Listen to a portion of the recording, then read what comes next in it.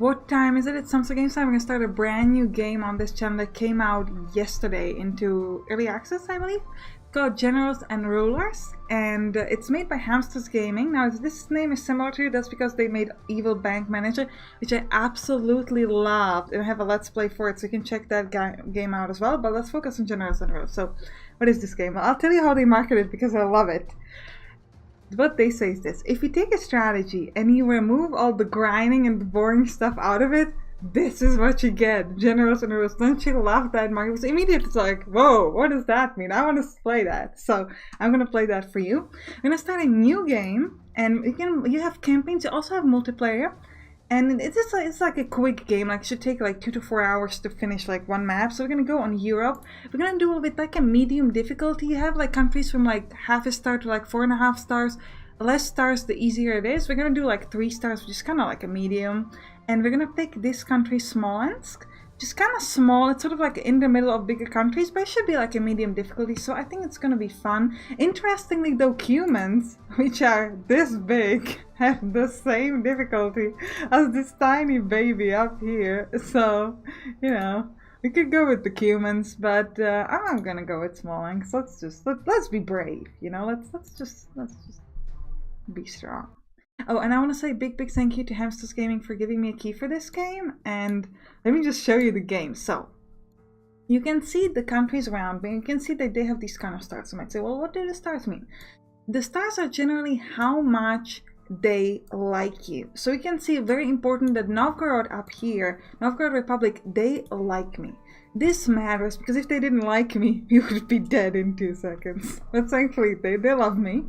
And you can focus, you have diplomacy, and you essentially say like, where do I want to move? Do I want to move towards war or towards union? And this is kind of like, you know, like we're sending diplomats, you want to move towards war, we're kind of insulting them and, you know, telling them that they're stupid or whatever, and making sure that they hate us so we can start a war. And if we're going towards the other way, then union, then we're saying like, you're the best, you're super friendly, come on man, whatever the diplomats say to each other to make each other love each other. They invite each other to lunches and stuff like that or something. Come on, just diplomats, okay, you get it.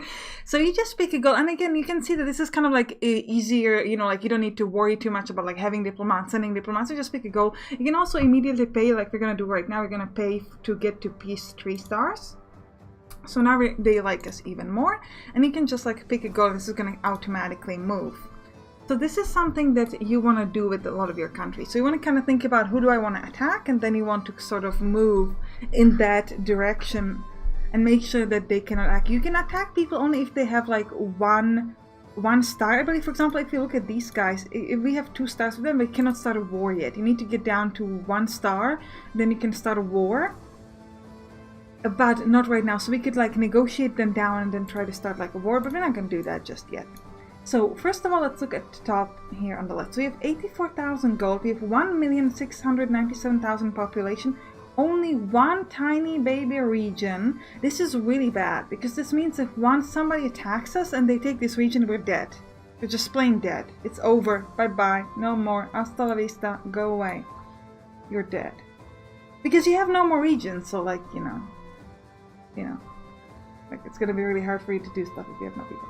This is our units and our research and our rebels. You can also look at what is our religion. We're Orthodox, and this says all no because we have no people of other religions. Now, religion matters in diplomacy, because you can see that here we can get with them to union, to the highest level, which does not mean that we are connecting with them. It just means that they really love us. And if you have different religion, you cannot get I keep saying religion because there's a game that I used to play. If you have a different religion, then you cannot get that high. So you will not be able to get this high. So why would you ever want to get this high, right? That's because the better relationship you have with a different country, the more money you make from trading. So if you look at our treasury, this is profit from trading with other countries, 20,000. Profit from our resident, 33,000. So we make 53,000 per turn just from this. Okay, so if we have better diplomacy, we're going to make more money. So for example, if you look, this is 20,630. If we go to Politosk and we increase our negotiations, now it's going to say, well, I guess next time it's going to change to a higher number. So that means we're going to be now making more from profit. So you kind of want to look at this. You want to think about who could we will potentially want to fight, right? So it seems like Vladimir is probably like a good place because they don't really like us that much. They have very few people. They have a couple regions that we could destroy. So with them, we're gonna try to go down towards war. And with everybody else, so we can click on diplomacy, we click on our neighbors, and with everybody else, we want to make sure their goal is set to high so that they will not attack us. And they will love us instead, because we really need to be protected, especially from the Novgorod Republic. If they attack us, we're just plain dead.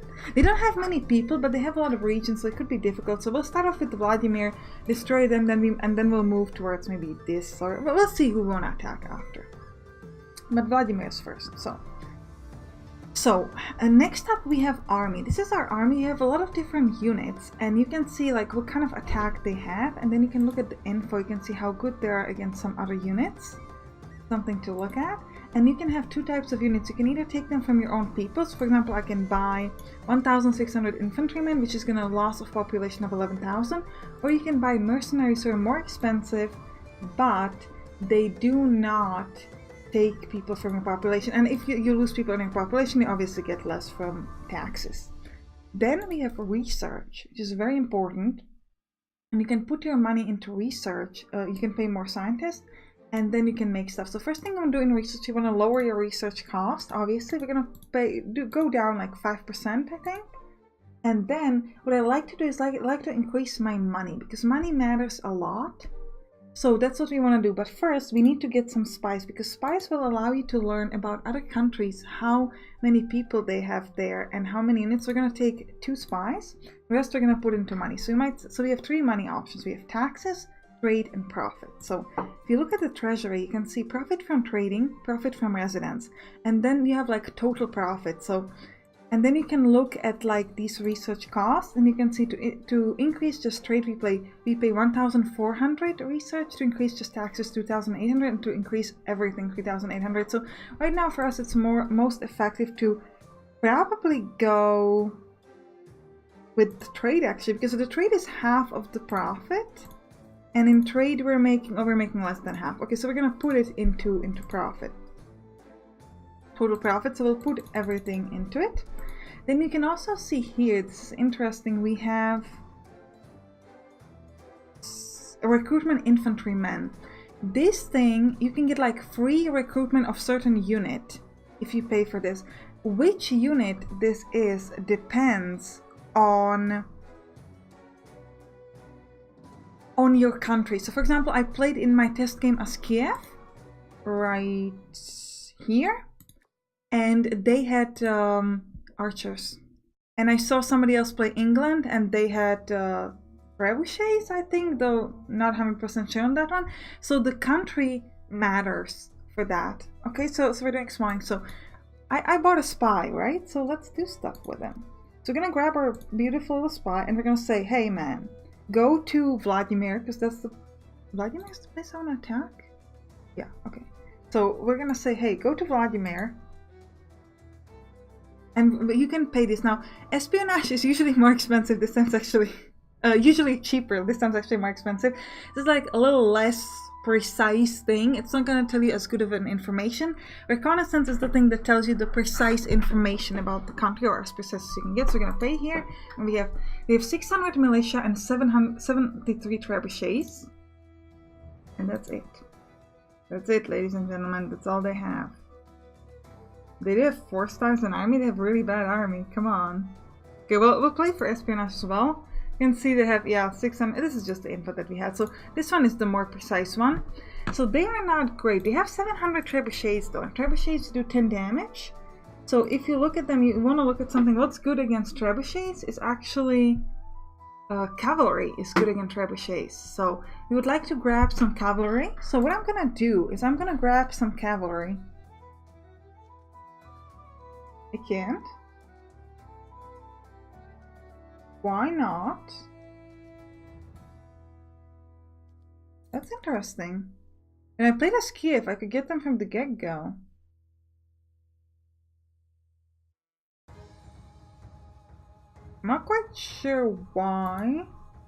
Oh, let's try to get them to level. Interesting. Okay, I guess we have to. Well, okay, we're gonna buy them as mercenaries, At least it's not going to lower my population. So we have 785 cavalry, which should be really good against trebuchets. Because we do, with cavalry, we do 14 against trebuchets, and they only do 10 against us. So we're better. So we can have less of them. And then, we are not going to start a war just yet. We can't. So we're just going to wait towards the next one. So this is kind of like our army standing in our headquarters. Somebody attacks us. This is kind of what we have defensive-wise right now. So, actually not here, but you can see it here. We have like 1,700 archers, 100 reinforcements, 6 ships, and 785 cavalry. And we're just going to stand here. So we're just going to move towards the next turn. This is our news. Our events show the improvement between Smolensk and Novgorod is better. Between Smolensk and Polotsk is also better. It's getting worse between me and Vladimir. Perfect. And it's getting better between Smolensk and Chernihiv, which is what we want. We have gotten 59,000. You can see we're already making a little bit more from trading with countries, which is good because we increased that diplomacy. So now we're close to Vladimir. We cannot start a war just yet, but we're getting close to it. So we want to keep looking at their army. They're getting a little bit more militia, some infantrymen, but nothing that we have to worry about too much. So we don't need to worry about that, which is great. Now in the meantime, I want to focus our money on the research because we have enough to hurt them. So I'm going to put all of my money into research and I'm going to do stuff. So first of all, I want to keep lowering the research cost a little bit. And I'm going to put the rest of my money into increased profit so we can make more money per turn. And then we're going to start focusing into these recruitment of infantrymen so we can get like free recruitment a little bit. And I'm going to move towards the next turn. Okay. Now, just relations, nobody attacked us, very important. Now, at this point, we can finally attack. Well, actually, we cannot attack them yet because we already done the move in relationship with them. So we're going to do it next turn, but we kind of can get ready, which is important. So we're going to get, I think we're going to buy a little bit more. Let's get some more infantrymen, maybe. So we can kind of get ready. Because the problem is that when you start a war, you also need to have some people like staying at home so they can like protect your country. So you want to make sure that you don't lose too many people. So right now we don't have enough research to get more profit. You could pay for it. But I think right now I'm instead going to focus... Oh, we cannot even get this. But we could lower the units cost, which is actually pretty cool. So we're going to do that. And we're going to move towards the next turn. And then now we have a war with Vladimir, which is perfect. Now this is going to say after heavy battles, the rulers sat down and did like agreed on season of hostilities. Yeah, we're not going to do that. We're just going to straight up attack them. So first, let's look at how many people they have. They have 1,000 militia and 100 trebuchets. So we're going to start a war. You can have a couple options. They have ground assault, raids, assassins, and maritime trade blockade, which is like on water. So what we are going to do is do a ground assault. For that, we're taking our archers, infantry, cavalry, and trebuchets. Now they have 100 trebuchets, as we know. So we are going to send 60% of our army. So we are essentially sending 700 infantry, 1,000 archers, and 500 cavalry, which I believe should be enough to kill them. You can look at it into more detail here if you're like thinking about they have 1,000 militia, so it's like 1,000 attack if approx, 100 these, so it's like 2,000 attack, and we are sending 1,000 archers, which is already 6,000 attack. So we should be able to destroy them, but they can surprise you. In the meantime, let's pour our money into research, because everybody else loves us, so actually that's a good thing. Everybody else loves us, so we probably don't need that many people staying home, so we're just going to add a little bit more there, so we have... Yeah, we have enough people. Right then. We don't have much at home, but because we're attacking them, it should be okay. And everybody else is kind of friendly with me, so it's fine. And we put our money into research, and we want to continue researching. So what I want to do more is I want to get this free recruitment a little bit. Because we get, now if we do it twice, we get plus 40 infantry every turn, which isn't like that much, but if you think about it, we're doing it now. So for example, in 10 turns, we're already getting 400 men in infantry, which then is a lot of money, because 400 men, I don't think it's going to show me right now, but next time we can see how much that would actually cost, so that's pretty cool. And then research-wise, we want to keep focusing on increasing taxes and just generally stuff that gives you money, because I really want to get more money. Another good thing with money is as soon as we get more people, which is going to happen as soon as we get a region from Vladimir, we will be able to get more firms. Now we have 33,000, so let's go towards the next turn, and hopefully we can attack them. Your army demonstrated its military power by successfully capturing the territory of Vladimir. And we grabbed their little country. We're gonna make sure that Ryazan likes us because we don't want them to attack us. Or at least that we stay on medium with them. I'm gonna stay on them right about where we are. Well, actually, yeah, right. Yeah, so I'm not gonna give a goal. I'm not gonna be moving them anywhere. Because we're pretty, they like me pretty well, so it's fine. And we should be able to make now, yeah, 3,000 more every turn just because we got that extra region. Now next up, we're gonna send our spy to Vladimir and make sure, yeah, they still have 700, yeah, they lost a little bit, but not too much. You can also look at a report in the news of the battle and see like how many, we had almost no losses, they had a lot of losses, so we are gonna keep attacking them. So you can see that our units kind of stay where they are and they're going to keep attacking them until we either sign a truce or we call them back. Now at this point we have rebellions. That's because we have taken over their people. So obviously they are not happy. So we need to suppress our rebellions. We have 26,000 in number. I haven't exactly been able to figure out like how much army do you exactly need to suppress this. So we're going to try to go with 40% of our units, because nobody except Vladimir is even close to being able to call us to war. I'm just gonna send a lot of my people to suppress the rebellion and hope for the best. Could be a bit of a risky move, but it's fine. Now we have 5,000 research, so we're gonna pour more money into research and we're gonna try to get more of these free. Oh, okay, next turn I'll show you how much it would cost. So now we're getting 480 infantry per turn. So we're going to check how much money is that saving us per turn next time. And we'll put the rest into... Now we make more from taxes, so we're going to put it into taxes. Because we make 24,000 trade, but 36,000 in profit. Because you're at war, you're losing money, but you can see this money is very, very low. So you don't really need to worry too much about it. So let's go towards the next turn. And yes, and we've gotten another little piece of there. Oh, and we have destroyed them! Vladimir has been destroyed. Death to Vladimir. Oh yeah. And we've taken 2 territories with 1 single beautiful hit. Bye bye. Ha! We have destroyed them. So good. So now obviously we get all of our people back. So you can see that we have no units participating in battle. And we're kind of fine. So with all of these, we're kind of union. So then we want to think about, oh, and we have a lot of rebels. So we're going to put 70% of our army just to suppress the rebellion. So that's going to be a little rough, but hopefully it should be fine. And you can see them here, like they're going back to Smolensk, our own country, and they're kind of going to suppress the rebellions. Now, who do we want to fight next? So our options are Bulgars or Ryazan. So one of these. So oh, Bulgar doesn't have many people, so we could go with them. And they only have 61,000 people. These guys have 770,000 people, so Bulgars should be a much better target. So, just to be sure, we're gonna send our beautiful little spy there. Haha, this costs 7 money. Haha, they have nothing. Bye-bye, Bulgars. You shall be destroyed. We're gonna immediately negotiate down with them. And we're gonna try to get to this truce, because then... Oh no, I'm just gonna go straight to war. They're just gonna try to destroy it. It's fine. They might attack us, so I'm keeping the rest of my people here. Most of my people are suppressing the rebellion, so if they're smart, they might start a war and attack me straight up. But hopefully they're not too smart. Now we could put the money into getting more infantry, but I'm just gonna take the risk and put my money into research, because I really want to research faster. Yes, I forgot to look again. Next turn, I promise I will look, guys. I keep forgetting that. So, Assassin Secret Police. This is a very important part of the game. We're gonna do this in the next episode, I think, because we don't need it this early in the game. Another interesting research thing is this new unit. You can essentially get like research gunpowder, but you need to get to level 25 here.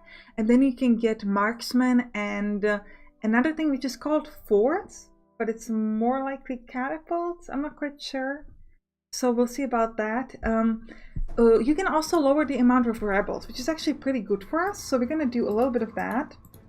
And we'll put the rest into more infantry. So now we're getting 120 infantrymen per turn, and the rest will put into... let's look at this. 3,000, and so we can get like 2% extra, because it's going to be more expensive, in taxes, or 1% extra in profit. Yeah. It will put it into the taxes. So go into taxes. Yeah, we can even get more. Great. So we have 7% increase in taxes. Because the taxes are good in the sense that the more regions you get, the more money you get from the taxes from the people, and the trade does not increase that much. So it's a good idea to have it in the taxes. So just gonna move towards the next turn. We're not fighting anybody right now, so hopefully it's good. Now Bulgaria, they didn't attack me. So we can attack them because it's going automatically. If I set the goal to here, then we wouldn't have done that, but it's okay. So how is my rebellion? Okay, we have crushed the rebellion in our country. Nobody will rebel ever again. We seem to have enough units to I think attack them. So I'm gonna put again the money into research and just no. I'm gonna look because I promised you. So we have 6 level in infantry, so we're getting... No, we have level 5, we need to do level 6. So we're getting 100 infantry per turn for free. Okay? So, for 100 infantry, I would need to pay 4,950 gold. So, it's not like that much, because we're getting 77,000 gold per turn. But, it is still 100 free infantry per turn. So, I kinda like it. So, we're gonna keep it that way. But I think we're gonna put the rest of our research into also this thing, I'm not quite sure what kind of free unit this is, because it says free units recruitment per turn, but like how many and of what kind of a unit. I haven't been able to figure this out yet. If you guys know, let me know. So you know, we're focusing on this instead. Yeah, you can see that the current effect is 100. Current effect is 8%, so that's really cool. So we can, current effect is 7% with that. So I think we're just gonna focus on this. Eventually a good idea is to start upgrading one type of unit. Like for example, if you decide, like if we get the free infantrymen, we might say, hey, we want to start upgrading our infantry and making them better, which is also very cool. But right now I'm just gonna keep focusing on increasing my money, because I feel like that can really help you out. And you know, we already have extra 13% from our taxes, so it's like extra, I don't know, like 4,000, 4,500, you know, something like that. Because this should be, I think this number is already with the increased percentage, so it's like it'd be like 4,000 less or something like that. So it's already quite a bit, you know. So we're already saving like 8,000 per turn. 4,000 in gold we're getting for free through the trade, and the next 4,000 we're getting with the infantry. So cool. So next turn we're gonna attack our neighbors. Oh, we're starting a war. So let's send our beautiful spy there and say, hey, this is so, oh my god, they have nothing. Absolutely nothing. So we're gonna start a war, and we're going to send 25% of our units. I mean it feels kind of weird because they're sending so few men, but we also know that they have nothing. I'll do 10 extra percent because I feel weird about sending so little men to war. But if our spies are correct, we should be able to destroy them anyways. And we want to start thinking about... Ooh, then we're going to have to fight Wildland, which is going to be tough, I think. But at least we can fight them, which is cool. And again, we'll put the rest of our money into research, as usual. And you can see we're already making more money, 80,000 per turn. And we'll put it more into taxes. And... now you see we're getting at a point, let's show you, yeah, now this is perfect. We're actually putting more into taxes is more expensive than putting it into profit, but it's still just 1%. So right now if you're making 40,000 in taxes, we're getting extra 400 if we pay this. But now we can actually, it's more effective for us to put it into profit because it costs the same amount of research, but we get the same increase, actually even more, because this includes trade. So this is something you want to kind of look at and see, okay, now it's more effective for me. Well, actually not yet, but like on the level 20, next level essentially, it's going to be more effective to put it into here than into here. So that's something you want to look at with the research because it's increasing in value. And then we also want to start looking at the assassin, secret police, and other cool stuff because there are a lot of stuff here that you can do. So we're gonna see, we have very few people attacking the Bulgars, but our spy is saying, don't stress about it, they have no men. So let's see. Yes, look at this. Ooh, we have taken stuff. You can also read it here, but I do kind of prefer, and you can see that we have taken 2 regions from them, and we had no losses. No losses, man, that's great. And we're gonna keep fighting them, so you have to keep our people here. We have some rebellions, so we're gonna send 30% of our people to cover the rebellion. Now, they still have a country here, which is good, but soon you want to watch out because you're going to get a neighbor, which is the wildland, and they might decide that they want to fight us, which could be rough. So then we want to have some more like units. So I think I'm going to put half of my money into infantry, and the rest we're going to keep pouring it into the research. We can get extra 250. We already have 5,000 scientists, and we're going to put our money again. We keep on getting money. Then later we're going to start focusing on making better units, new units and stuff. But right now it's all about making sure that we have a lot of money that we can use to fight our enemies. Wildland. I'm excited to fight them. I want to destroy them soon. But first, the Bulgars. And you can always kind of make sure, okay, they're not getting, because sometimes it can be kind of surprising, like they have a low amount of men and then suddenly next turn they get like extra 1,000 infantry and you're like, what? Whoa, where do they come from? That can happen, so you want to kind of keep an eye on that. Make sure, also always make sure that the big countries around you love you so they cannot attack you, because if you don't keep an eye on that, it can be rough. For example, Ryazan, they might decide, hey, we don't like you anymore, we want to fight you. They're kind of stupid to do it, but they could. They have a lot of people though, so it might be a good idea to attack them. But I think the problem with the wildland is that they will want to attack us, so we're going to focus on them first, then we'll go to Ryazan. And we have way more people now, which is cool. So I think that's going to be it for this episode. I hope you enjoyed it. And the next one we're going to focus more on like finishing off the Bulgars and then going with the assassins and some cool stuff like that, and upgrading our units and that sort of thing. So click on the right top to see the next episode, or click on the right bottom to watch Evil Bank Manager, which is also a fantastic game. I sure love that one as well. I'll see you in one of those. Bye bye!